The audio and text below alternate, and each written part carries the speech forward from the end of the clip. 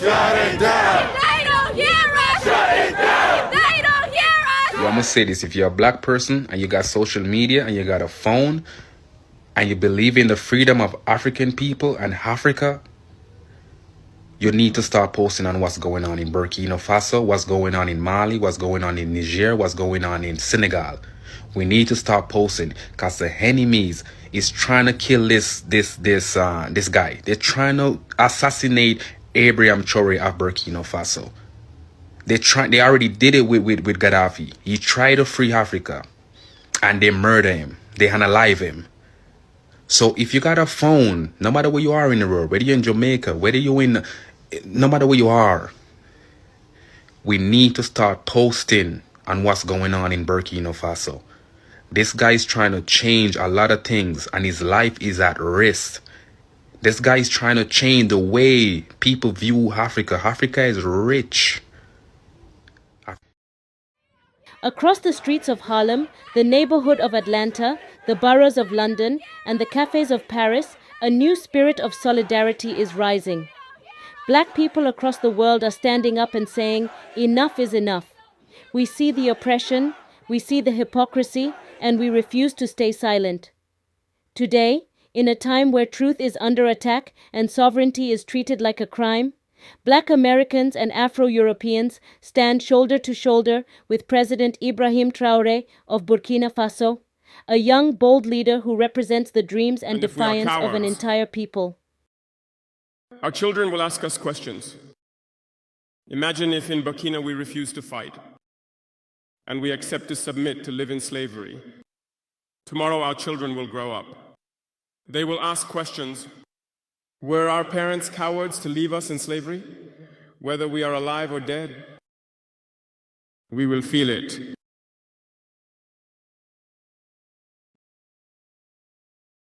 President Traore's rise to power is not just the story of a nation breaking free.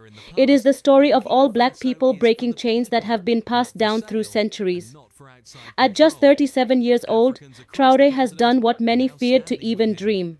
He has reclaimed African dignity. He has said no to exploitation, no to manipulation, no to neocolonialism disguised as aid and cooperation.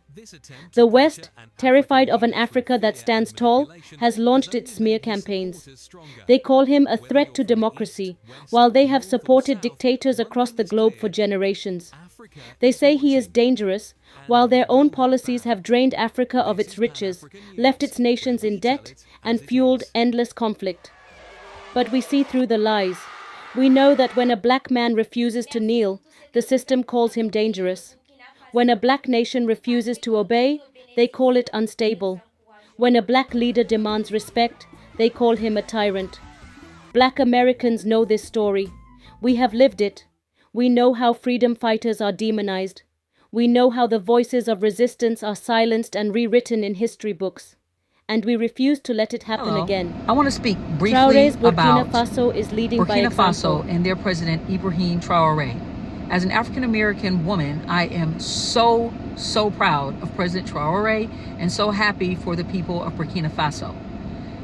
I want to state for the record that African Americans have nothing to do with any assassination attempts, any destabilization of the country, or any criticism of President Traore. I don't know any American, and I don't know every American, but I don't know any American that even knows who General Michael Langley is. I actually just found out who he was 2 days ago.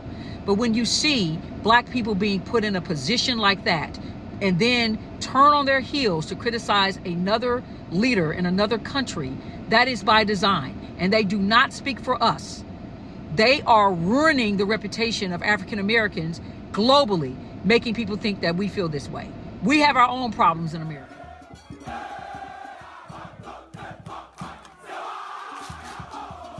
Burkina Faso is leading by example, expelling foreign military forces that disrespect African sovereignty, building alliances based on equality, not exploitation, empowering the youth to believe in themselves and their future. About how France this is why black and the communities US around the world are standing up Ibrahim and speaking Traore. out.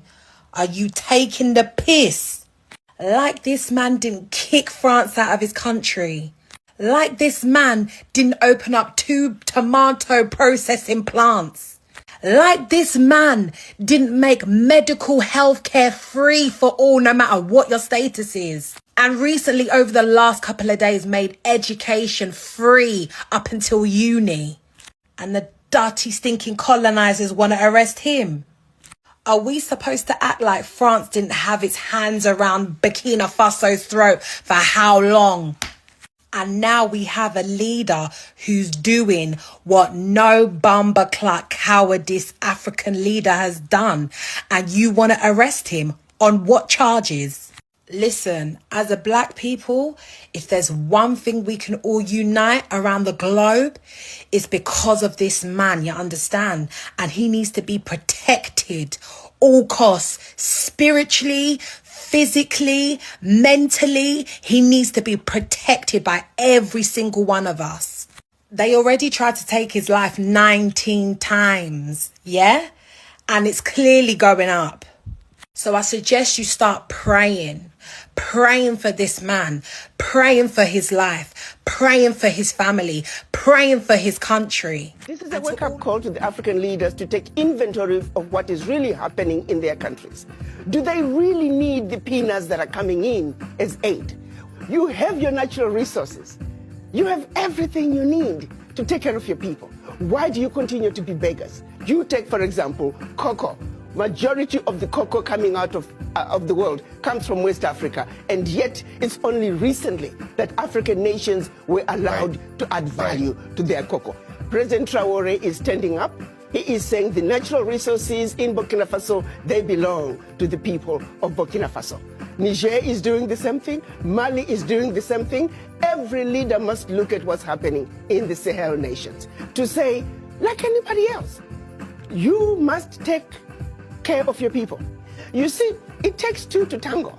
If President Trump does not want a relationship with Africa, Africans shouldn't be begging for it. Africans must take a position and protect their turf.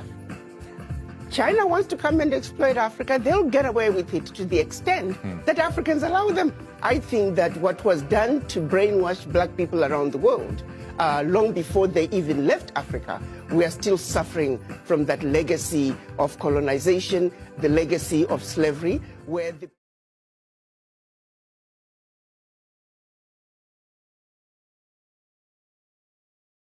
We are supporting ourselves. When we defend Burkina Faso's right to self-determination, we are defending our own history, our own pride, our own legacy. From Harlem to Paris, Black voices. Stand with President Traore against Western oppressio. Today, Black Americans and Afro-Europeans are raising their voices in support of President Ibrahim Traore of Burkina Faso, a young, fearless leader who has dared to reclaim the dignity and sovereignty of his people. While Western powers move to sabotage African nations that refuse to bow, millions of Black people worldwide are waking up to the truth. Africa's fight is our fight. President Traore has become a symbol, not just for Burkina Faso, but for every Black man, woman, and child who dreams of freedom, pride, and self-determination. When the West tries to paint him as a threat, we see through the lies. When the media calls him dangerous, we understand that what they fear is a Black leader who cannot be controlled. From activists to artists, from scholars to students, Black communities are uniting to say, we will not let another African hero be destroyed by imperialism. To our brothers and sisters across the diaspora, speak his name, share his story, stand for African sovereignty.